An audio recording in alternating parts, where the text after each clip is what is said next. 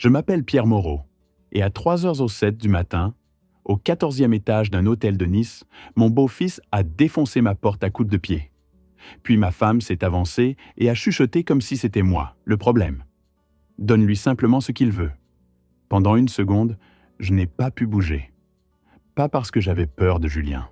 C'était une ligne, une frontière, une ligne que j'avais passée des années à essayer de maintenir droite dans un mariage qui voulait toujours se courber. Le couloir dehors était d'un silence de mort, de cette façon particulière aux hôtels. Puis Julien l'a rempli de son haleine d'ivrogne et de sa rage. « Je veux cette chambre maintenant !» a-t-il crié. Il portait un short de plage et un débardeur noir bon marché. Ses yeux étaient rouges. Je pouvais sentir le bar sur lui. Bière, quelque chose de sucré et cette morsure âcre de tequila. Catherine se tenait derrière lui, pieds nus dans un peignoir. Son visage était pincé, fatigué, agacé. Agacé contre moi, pas contre lui. « Pierre », dit-elle, utilisant ce ton qu'elle réservait au moment où elle voulait quelque chose de moi, sans avoir l'air de le vouloir. « N'aggrave pas les choses. Change juste de chambre. Il est bouleversé. » Bouleversé. Comme si un homme adulte qui défonce une porte à 3h du matin était une sotte d'humeur. Je l'ai regardée et elle n'a pas croisé mon regard. Elle fixait la serrure cassée comme si elle décidait déjà comment l'expliquer à la réception.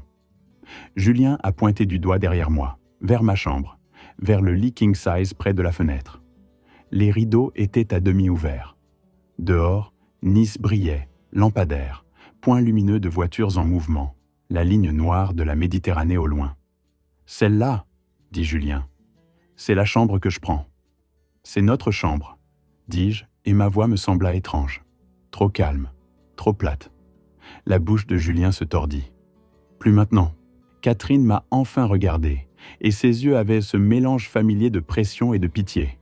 Le regard qui disait « Sois le plus grand, sois l'adulte, paie le prix pour qu'on puisse tous faire semblant. »« Pierre, » dit-elle encore, plus doucement. « Tu sais qu'il traverse une période difficile ? Ne sois pas égoïste pour un lit. » Égoïste. Ce mot a atterri comme une gifle parce que ce n'était pas à propos d'un lit. C'était à propos de tout ce que j'avais avalé pendant des années. Les billets, le loyer que Julien n'arrivait pas à couvrir, les prêts temporaires qui ne revenaient jamais. Et d'une manière ou d'une autre, c'était toujours moi qu'on attendait pour absorber tout ça. Je n'ai pas répondu. Je suis juste resté là dans mon t-shirt et mon short de pyjama, avec l'air frais qui touchait mes jambes, sentant le sol ferme sous mes pieds, tandis que tout le reste basculait. Derrière Julien, quelqu'un a ouvert une porte dans le couloir. Une tête d'homme est apparue, yeux plissés, puis a disparu à nouveau. J'ai entendu un verrou cliquer. Personne ne voulait s'impliquer. J'ai regardé l'encadrement de porte cassé. Le bois était fendu net là où était le verrou. Mon cerveau a fait ce qu'il faisait toujours. Il a commencé à classer la scène comme un dossier. Dégâts, responsabilités, effractions. Si la sécurité était appelée, il rédigerait un rapport d'incident.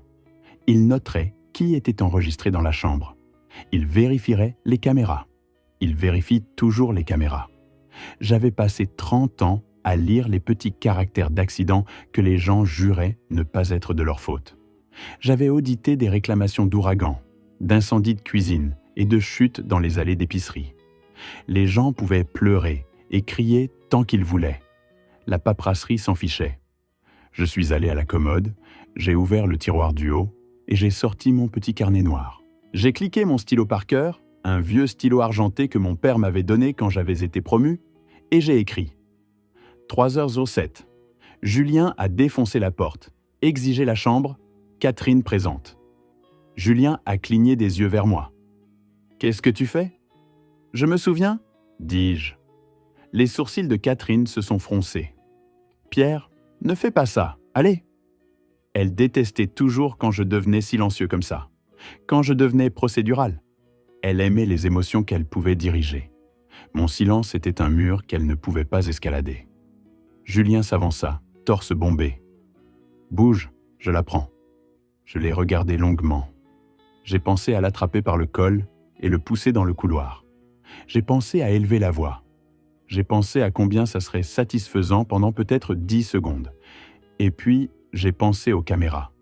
J'ai pensé à la rapidité avec laquelle un homme de mon âge devient le méchant dans l'histoire de quelqu'un d'autre s'il n'y a pas de preuves. J'ai pensé à comment Catherine déformerait ça plus tard. Comment elle dirait que j'avais pété les plombs. Comment Julien prétendrait que je l'avais attaqué. Je reculais. Pas parce que je cédais, parce que je sortais. D'accord, dis-je. Le visage de Julien s'illumina d'un soulagement satisfait, comme s'il avait gagné quelque chose. Catherine laissa échapper un souffle comme si j'avais enfin bien agi. « Merci », dit-elle, et elle le pensait. Elle voulait dire merci de ne pas l'avoir forcé à choisir dans l'instant. Je n'ai pas répondu. Je suis allé au placard et j'ai sorti ma valise. Je bougeais lentement, délibérément. J'ai plié mes vêtements avec des coins nets, comme ma mère me l'avait appris. J'ai emballé ma ceinture, ma brosse à dents, mon kit de rasage. Julien me poussa pour entrer dans la chambre et se laissa tomber sur le lit comme un adolescent qui s'approprie le canapé.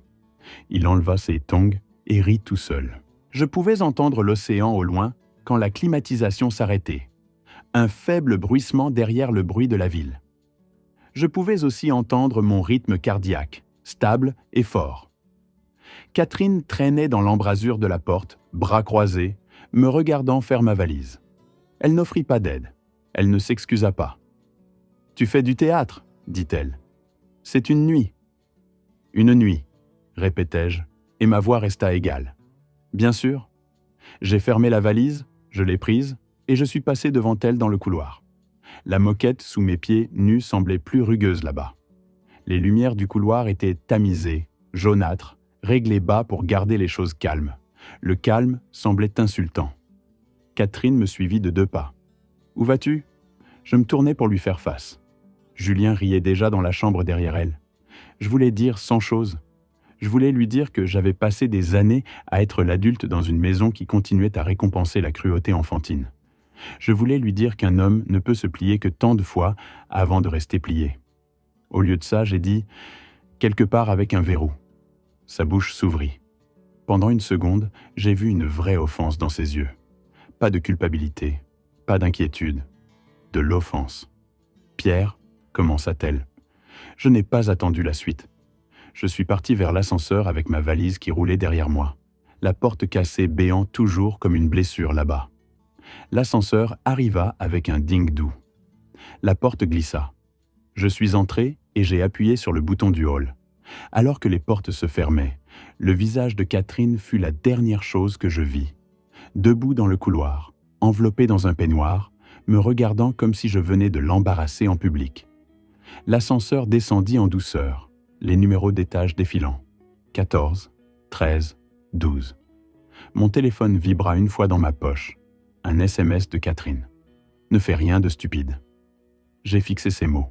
Je n'avais encore rien fait, mais je savais dans cette descente silencieuse vers le hall que j'en avais fini de payer pour la paix des autres.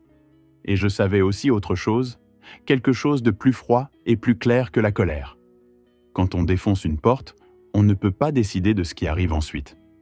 Le hall était presque vide quand j'ai roulé ma valise sur le sol de marbre. C'était cette heure étrange dans laquelle vivent les hôtels. Trop tard pour la nuit, trop tôt pour le matin. Les lustres étaient tamisés. Un couple seul somnolait sur un canapé près des ascenseurs. Quelque part derrière le bureau, une imprimante ronronnait. Le réceptionniste de nuit leva les yeux quand il entendit les roues. Il était jeune, milieu de la vingtaine peut-être, avec un uniforme soigneusement repassé et des yeux qui avaient déjà vu trop de versions de la même histoire. Il ne demanda pas pourquoi je faisais mon check-out à 4 heures du matin.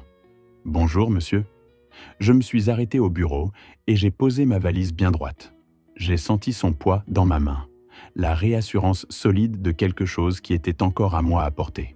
« J'ai besoin de faire un changement sur mon compte, » dis-je. « Oui, monsieur. » « J'ai besoin de diviser la note, » dis-je lentement et clairement, avec effet immédiat. Il cligna une fois, pas confus, juste en train de recalibrer. « Certainement, » dit-il. « Puis-je avoir votre numéro de chambre ?»« 1402, » dis-je, mais à partir de maintenant, cette chambre n'est plus liée à ma carte. Ses doigts se figèrent sur le clavier. « Monsieur, faites-vous votre check-out ?»« Oui, et les clients restants, Ils géreront leurs propres frais. Il acquiesça, professionnel. Un moment. Je regardais son écran à distance. Je vis le curseur bouger, des champs se remplir. Nom, date, code d'autorisation. Puis-je confirmer que tous les frais annexes futurs pour la chambre 1402 doivent être retirés de votre autorisation? C'est correct. Oh, et les dommages? C'est aussi correct. Il tapa, puis glissa un papier sur le bureau. Veuillez réviser et signer. J'ai lu attentivement. Horodatage. Autorisation retirée. Responsabilité transférée. J'ai signé. En sortant, j'ai senti quelque chose se relâcher dans ma poitrine. Un alignement. Comme une articulation qui se remet où elle appartient. J'ai chargé ma valise dans un Uber. Alors qu'on s'éloignait, j'ai regardé vers l'hôtel. Quelque part là-haut, ma femme et son fils réécrivaient l'histoire dans leur tête. Pierre a cédé. Pierre cède toujours. Mon téléphone vibra. Catherine. Où vas-tu? Je n'ai pas répondu. Mes pensées dérivaient à travers les années. Julien a 16 ans claquant des portes. Julien a 22 ans m'appelant depuis une fourrière. Julien a 26 ans jurant qu'il me rembourserait cette fois. À chaque fois, Catherine avait dit la même chose. Il essaie, ne le pousse pas. Et à chaque fois, j'avais payé. À l'aéroport, j'ai sorti mon carnet et écrit 4h21. À quitter l'établissement. Note divisée. Mon téléphone vibra à nouveau. Un message vocal de Catherine, tendu et agacé. Pierre, c'est ridicule. Julien était juste ivre. Appelle-moi. J'ai retourné le téléphone face contre table. Quelque part au-dessus de la Méditerranée, un autre message, plus aigu. Tu ne peux pas nous abandonner comme ça. Tu agis comme un enfant. J'ai fermé les yeux et respiré. Ma poitrine semblait serrée. Le genre d'avertissement qu'on n'ignore pas à mon âge. De retour à Lille, je suis allé directement à la caisse d'épargne. J'ai besoin de mettre un blocage temporaire sur une carte. Mon téléphone s'illumina. Un SMS de Catherine. L'hôtel dit que Julien doit payer pour la porte. Règle ça. J'ai fixé le message longuement, puis j'ai signé le formulaire. Je ne réglais plus rien. Je suis allé à mon bureau. J'ai ouvert mon portable et affiché la réservation d'hôtel. Julien n'était pas sur la liste d'invités originale. Catherine l'avait ajouté plus tard, des heures après ma réservation. J'ai rédigé un email à la gestion des risques de l'hôtel, demandant la préservation des images de sécurité et une copie du rapport d'incident. Pendant que j'attendais, Catherine appela. Je l'ai laissé aller sur la messagerie. Un numéro inconnu sonna. « Monsieur Moreau, ici Daniel Ortiz, directeur adjoint de l'hôtel de Nice. » L'individu impliqué n'était pas listé comme invité enregistré. Cela change comment nous classifions l'incident. « C'est correct, dis-je. Nous procéderons en conséquence. » Une notification email apparut. Le rapport d'incident. Horodatage, déclaration, évaluation des dégâts, image de sécurité montrant un sujet masculin forçant l'entrée. Un SMS de Julien. « Tu te crois malin? Tu ne peux pas nous laisser tomber comme ça. » J'ai imprimé le rapport et l'ai glissé dans un dossier. Sur l'onglet, j'ai écrit « Nice ». J'ai pensé à appeler Catherine, à arranger les choses. J'ai pensé à combien ce serait facile de retourner à mon ancien rôle, celui qui absorbe le désordre. Puis j'ai pensé à cette porte, au bruit qu'elle avait fait, à la façon dont Catherine avait regardé à travers moi, à quel point je m'étais senti petit. Mon téléphone sonna. « Catherine », j'ai répondu. « Qu'est-ce que tu as fait ?» J'ai fait exactement ce que j'ai dit que je ferais. Ils disent que Julien doit payer pour tout. Il n'a pas ce genre d'argent. Ce n'est pas mon problème, dis-je. Tu le punis? Non, j'arrête. Elle se tut. Tu te caches derrière la paperasserie. Je me cache derrière la vérité. Il y a une différence. Elle raccrocha. Je suis resté là, fixant le téléphone. Je n'étais pas en colère. J'étais fatigué. Fatigué de payer pour garder la paix. Le téléphone sonna juste après 18h. Catherine. Pierre, nous avons un problème. Julien panique. L'hôtel dit... Je sais ce que dit l'hôtel. Ils le traitent comme du vandalisme. Ils disent que son nom n'était pas sur la réservation originale. C'est parce que ce n'était pas le cas. Tu savais que ça arriverait. Je savais comment ce serait classifié. Je ne l'ai pas décidé. Une autre voix intervint. « Passe-le-moi » dit Julien. Sa respiration emplit mon oreille. Rapide, en colère. Tu te crois vraiment malin. Tu ne peux pas me faire ça. Je ne t'ai rien fait. Tu nous as laissé tomber. Tu m'as toujours dû. Tu as épousé ma mère. Tu as signé pour ça. J'ai regardé l'horloge murale. Julien, sais-tu ce que montrent les caméras? Il rit, aigu et cassant. Quelle caméra? Je leur ai dit ce qui s'est passé. Oui, tu leur as dit. Le rire s'arrêta. Elle te montre seule dans le couloir, continuai-je. Elle te montre donnant des coups de pied dans la porte. Elle montre personne te touchant. Une autre pause, plus longue cette fois. Ce n'est pas... commença-t-il. Et le rapport d'incident note que tu n'étais pas un invité enregistré, dis-je, ce qui change comment fonctionne la responsabilité. Tu me menaces? Dit-il. Non, dis-je. Je t'informe. La voix de Catherine revint. Pierre, s'il te plaît, il ne comprenait pas ce qu'il faisait. Tu peux nous aider à arranger ça? Ce mot encore aider. J'ai fermé les yeux et senti le poids de la journée se poser dans mes épaules. J'ai pensé aux emails que j'avais déjà envoyés, aux formulaires que j'avais signés, à la façon dont la machine bougeait maintenant sans mes mains dessus. Il y a autre chose, dis-je. Catherine se tut. J'ai déjà vu ce schéma, continuai-je. Quelqu'un boit, quelque chose se casse. Puis il y a une histoire sur le fait d'être poussé ou attaqué. Une réclamation suit. La paperasserie devient confuse. Julien explosa. Tu m'accuses de fraude? Je dis que je ne ferai partie de rien qui y ressemble, dis-je. Pas avec mon nom sur la réservation, pas avec ma carrière. Catherine aspira. Pierre, de quoi parles-tu? Je parle de me protéger, dis-je. Parce que je ne mentirai pas pour ça. Julien jura. J'entendis quelque chose claquer. Catherine commença à pleurer. Tu déchires cette famille, dit-elle à travers. J'ai senti cette attraction familière dans ma poitrine. L'envie d'adoucir, de m'excuser, de réparer le sentiment au lieu du problème. J'avais suivi cet instinct pendant des années. Non, dis-je doucement, j'empêche qu'elle me déchire. Julien cria quelque chose que je ne pus comprendre. Puis la ligne devint muette. Je suis resté là un long moment, téléphone pressé contre mon oreille, même après que l'appel se soit terminé. La cuisine semblait trop silencieuse. Mon téléphone vibra à nouveau presque immédiatement. Un nouvel email de Dubois Service Juridique. Sujet. Avis d'intention. Je l'ai ouvert lentement. C'était mince dans sa formulation. Vague, une menace sans dents. Accusation d'abandon, préjudice financier, détresse émotionnelle. Je l'ai lu une fois, puis encore. J'ai senti mon pouce accélérer. Pas de peur exactement, mais la vieille vigilance professionnelle qui se remettait en marche. C'était un territoire familier. Du bluff avant la substance. J'ai transféré l'email à mon compte de travail et l'ai ajouté au dossier Nice. Puis je me suis assis à table et j'ai fixé le grain du bois jusqu'à ce qu'il arrête de nager. C'était le moment où les choses pouvaient encore aller dans un sens ou dans l'autre. Je pouvais rappeler Catherine, offrir de payer une partie des dégâts, adoucir les angles.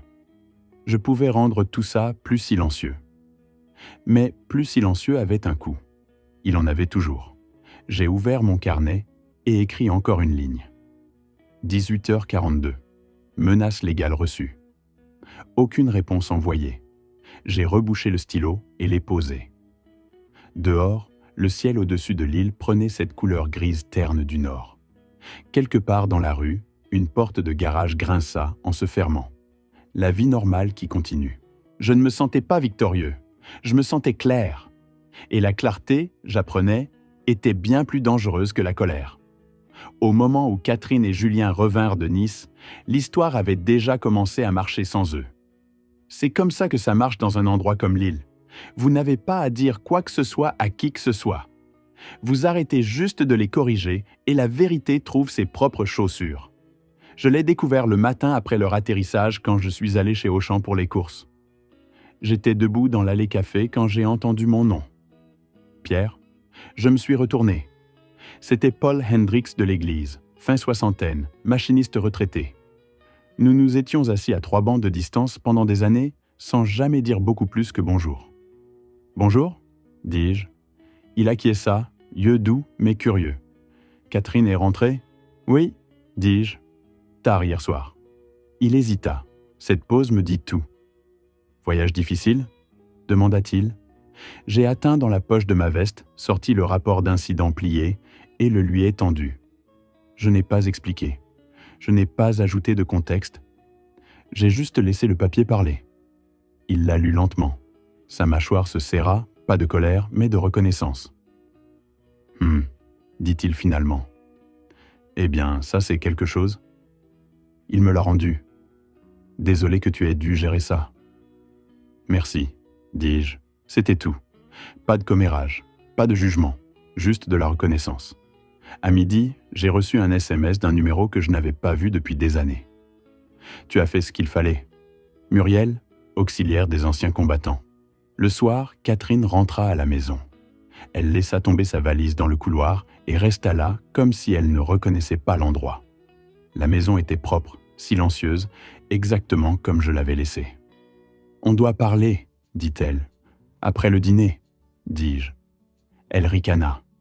Tu agis comme si c'était normal. Je l'ai regardée, vraiment regardée.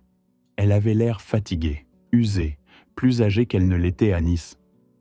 C'est normal, dis-je. Ce qui s'est passé là-bas ne l'était pas. Elle me suivit dans le salon, bras croisés serrés sur sa poitrine. Sais-tu ce que les gens disent ? Demanda-t-elle. Je sais ce que dit le papier, répondis-je. C'est suffisant. Tu nous as embarrassés, dit-elle. Le conseil d'église a appelé. Ils ont demandé à propos du fonds de voyage. C'était nouveau. J'ai senti un petit clic froid dans ma poitrine. Quel fonds de voyage ? Demandai-je. Elle ne répondit pas tout de suite. Ses yeux vacillèrent vers la fenêtre. Celui pour la retraite des jeunes ? Dit-elle finalement. Une partie de l'argent a été utilisée pour le voyage à Nice, temporairement. Julien était censé le rembourser. Je me suis assis lentement. Combien ? Demandai-je. Elle secoua la tête. Pierre, ne fais pas ça. Combien ? Répétai-je. 4 000 €, chuchota-t-elle. J'ai expiré par le nez. Pas fort, juste régulier. Et le nom sur ce compte était ? Demandai-je. Elle n'avait pas besoin de le dire. Le mien. Je me suis levé, suis allé au bureau et j'ai ouvert le dossier Nice. J'ai sorti le rapport d'incident et l'ai posé sur la table entre nous. Je ne couvre pas ça, dis-je. Son visage s'effondra. Tu me laisses gérer tout ça ? Non, dis-je. Je te laisse le gérer. Elle pleura alors, des sanglots forts et tremblants qui m'avaient dit l'habitude de défaire. Pas cette fois. Cette nuit-là, j'ai dormi dans la chambre d'amis. Le lit était plus petit. L'oreiller sentait faiblement la lessive et la poussière. J'ai dormi quand même. Le lendemain, les conséquences se sont étendues plus largement. L'employeur de Julien appela Catherine à propos de son comportement. Une rumeur fit surface au restaurant à propos d'un incident de vacances. L'église programma une réunion d'urgence à propos du fonds. Je n'y ai pas assisté. Au lieu de ça, je suis resté assis à mon bureau et j'ai attendu. Le jeudi après-midi, j'ai reçu un email du centre de médiation du centre-ville. Présence obligatoire demandée. Catherine l'avait initié. J'ai imprimé l'email et l'ai glissé dans le dossier. Ce soir-là, un coup vint à la porte. C'était Tom Willems, mon voisin de 2 maisons plus loin. Il tenait un pack de 6 bières sans alcool. « J'ai pensé que tu pourrais avoir besoin de compagnie, » dit-il. Nous nous sommes assis sous le porche alors que le soleil se couchait, ne parlant pas beaucoup, juste regardant les réverbères s'allumer. « Ça va ?» demanda-t-il finalement. « Oui, dis-je, pour la première fois depuis un moment. » Il acquiesça. Parfois, s'arrêter est la chose la plus dure. J'ai regardé la porte d'entrée, solide, verrouillée. J'ai pensé à celle de Nice, comme elle avait été facile à casser. Je savais que la prochaine étape serait publique. Je savais que ça ferait mal. Mais je savais aussi autre chose. Je n'étais plus seul. La salle de médiation sentait le café brûlé et la vieille moquette. Elle se trouvait au 2e étage d'un bâtiment de briques du centre-ville, en face du tribunal. Je suis arrivé 10 minutes en avance. Je me suis assis à la longue table et j'ai posé mon dossier devant moi, carré avec le bord. Mon carnet alla à droite. Le stylo Parker reposa au-dessus. Tout aligné comme il fallait. Catherine entra en premier. Elle ressemblait à quelqu'un qui s'était habillé pour un entretien d'embauche. Blazer marine, talons bas, cheveux tirés en arrière serrés. Ses yeux vacillèrent vers le dossier puis s'éloignèrent. Julien la suivit en retard, épaules courbées vers l'avant. Il portait une chemise froissée et des baskets éraflées. Il ne me regarda pas. Il se laissa tomber dans une chaise et croisa les bras.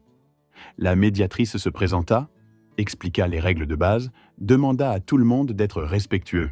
J'ai écouté. Julien, non. Alors, disons-le, éclata Julien avant qu'elle ait fini. Il nous a laissé tomber, il nous a bloqué l'argent, il nous a humiliés à Nice et de retour chez nous. C'est de ça qu'il s'agit. La médiatrice se tourna vers moi. « Monsieur Moreau ?» Je n'ai pas répondu tout de suite. J'ai ouvert mon dossier. À l'intérieur se trouvaient des copies. Rapport d'incident, changement de note horodaté, confirmation d'email et la déclaration imprimée du directeur de l'hôtel. Je les ai disposés un par un, lents et visibles. « Je ne suis pas là pour me disputer, » dis-je. « Je suis là pour clarifier ce qui s'est passé. » Julien rit, aigu et laid. « Tu crois qu'agiter des papiers te donne raison ?» Je l'ai regardé, vraiment regardé. Il transpirait déjà, mâchoire travaillant comme s'il voulait mordre à travers le moment. « Commençons par la chronologie, » dis-je. J'ai glissé la première page en avant. 3h07, continuai-je. Les images de sécurité montrent Julien dans le couloir devant la chambre 1402. Il donne des coups de pied dans la porte. La porte se casse vers l'intérieur. Personne d'autre ne la touche. Julien bougea dans sa chaise. « Ce n'est pas comme ça que… » « Je n'ai pas fini, » dis-je calmement. La médiatrice leva une main vers Julien. Il ricana mais se rassit. 3h09, continuai-je. La réception reçoit une plainte pour bruit. 3h13, la sécurité arrive. 3h15, les dégâts sont documentés. Je m'arrêtais. 3h17, dis-je, je sors de la chambre avec ma valise. Catherine fixait la table. J'ai glissé la page suivante en avant. Ceci est l'enregistrement des clients, dis-je, mon nom, le nom de Catherine, heure de réservation originale. Le nom de Julien n'est pas là. Ça ne veut rien dire, éclata Julien. Ça veut dire tout, dis-je. Je me suis tourné vers la médiatrice. La responsabilité suit l'enregistrement. Il n'était pas un client enregistré au moment de l'entrée. J'ai glissé le document suivant en avant. Ceci est le rapport d'incident. Il classifie les dégâts comme vandalisme par un individu non enregistré. Ce ne sont pas mes mots. Julien se leva si vite que sa chaise racla bruyamment sur le sol. « Tu fais ça exprès » cria-t-il. « Tu as planifié ça. Tu voulais que je sois dans la merde. » La médiatrice se leva. « Monsieur, veuillez vous asseoir. »« Tu as ruiné ma vie » hurla Julien en me pointant du doigt. « Tu aurais pu payer. Tu paies toujours. » La pièce devint silencieuse. Cette phrase resta suspendue dans l'air plus lourde que tout ce qu'il avait dit d'autre. Je l'ai regardé, puis j'ai regardé les papiers. « Non, » dis-je, « je n'ai pas ruiné ta vie. » J'ai fermé le dossier et plié mes mains dessus. J'ai arrêté de payer pour tes erreurs. Je n'ai pas élevé la voix. Je ne me suis pas penché en avant. J'ai laissé les mots atterrir et rester. Pendant quelques secondes, personne ne parla. La médiatrice s'éclaircit la gorge. « Monsieur Dubois, il y a aussi une déclaration du personnel de l'hôtel concernant votre version des événements. » Elle prit une page imprimée de sa propre pile et lut à voix haute. Le client a tenté de reformuler l'incident comme une altercation physique. L'examen des images n'a pas soutenu cette affirmation. Julien rit trop fort. « Ils mentent », la médiatrice continua. De plus, le client a demandé une documentation pour une réclamation personnelle sans rapport avec les dégâts matériels. Catherine leva les yeux brusquement. « Quelle réclamation ?» Julien se tourna vers elle. « Ce n'est rien. » J'ai finalement regardé Catherine. « C'est ce que je voulais dire, » dis-je. « C'est pourquoi je me suis retiré. » Julien frappa la table du poing. « Tu crois que tu es mieux que moi ? Tu crois que tu es un héros parce que tu écris des choses ? » « Non, » dis-je. « Je pense que tu n'as jamais eu à vivre avec les conséquences de ce que tu fais. »« Ce n'est pas vrai !» cria-t-il. « Alors assieds-toi et écoute !» dit fermement la médiatrice. Julien se laissa retomber dans sa chaise, respirant fort. J'ai ouvert mon carnet et lu la dernière ligne que j'avais écrite. 18h42. dis-je. Menace légale reçue. Aucune réponse envoyée. Je regardais Julien. Je n'ai pas riposté. Je ne t'ai pas attaqué. Je n'ai pas répandu de rumeurs. Je regardais Catherine. J'ai arrêté de mentir. Ses yeux se remplirent de larmes. Je ne suis pas venu ici pour gagner, dis-je. Je suis venu ici pour en finir. La médiatrice acquiesça lentement. Basée sur la documentation, la responsabilité pour les dégâts repose sur M. Dubois. M. Moreau n'est pas obligé de couvrir ses coups.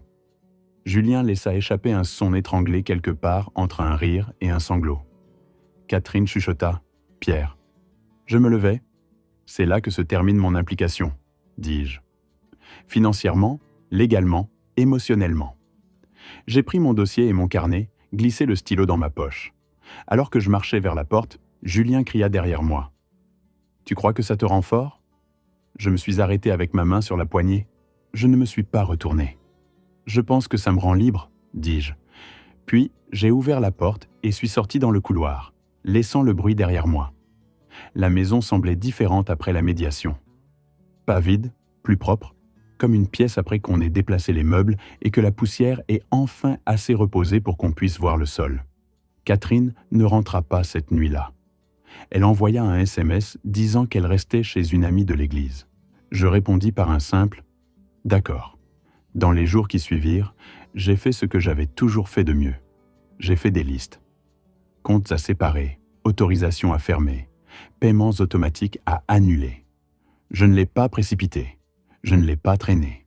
J'ai traité mon mariage comme je traitais un audit compliqué, méthodique, respectueux et honnête sur ce qui n'était plus viable. Quand Catherine et moi nous sommes finalement assis pour parler, ce n'était pas dramatique.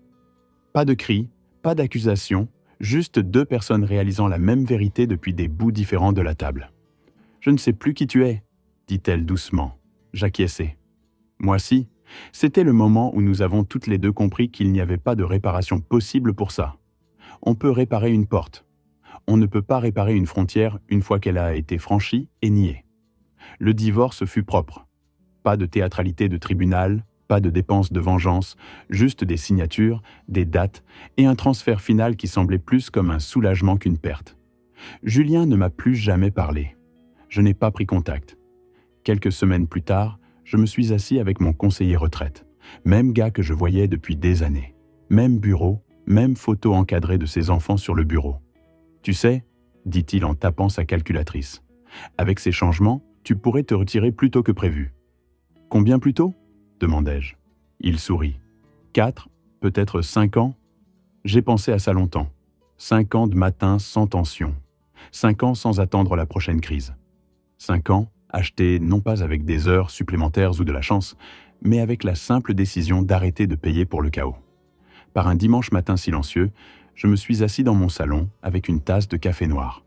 Le bon genre que je m'étais toujours dit être trop cher. La maison était silencieuse, sauf pour le tic doux de l'horloge murale. Dehors, l'île bougeait à son rythme habituel. Pelouse en train d'être tondue, un chien qui aboyait 2 maisons plus loin, un camion de livraison qui ralentissait au coin. J'ai regardé ma porte d'entrée. Solide, intacte, verrouillée comme une porte est censée l'être. Pendant des années, j'avais confondu la paix avec l'endurance. Je pensais qu'être un homme bien signifiait absorber tout ce qui arrivait et sourire à travers. J'avais tort. La paix a un coût. Le silence aussi. La différence, c'est qui le paie. Si cette histoire a touché un nerf, si on vous a déjà dit de laisser tomber pendant que quelqu'un continuait à donner des coups de pied dans vos frontières, j'espère que vous vous rappellerez ceci. Vous avez le droit d'arrêter. Vous avez le droit de fermer la porte. Et vous ne devez d'explication à personne pour avoir choisi votre propre dignité. Si vous pensez que plus de gens ont besoin d'entendre ça, partagez cette histoire avec quelqu'un qui pourrait porter trop en silence. Et si vous voulez entendre plus d'histoires comme celle-ci, des histoires sur la force silencieuse, les choix difficiles et le long chemin de retour vers le respect de soi, considérez vous abonner et restez un moment. Parfois, la chose la plus courageuse qu'un homme peut faire n'est pas de se battre. C'est de s'éloigner et d'arrêter de payer. Merci d'avoir écouté mon histoire. Si elle t'a touché, laisse un like, écris en commentaire ce qui t'a le plus parlé et abonne-toi à la chaîne. beaucoup d'autres histoires arrivent. Ce n'est pas la fin de la mienne, c'est seulement le début de quelque chose de meilleur.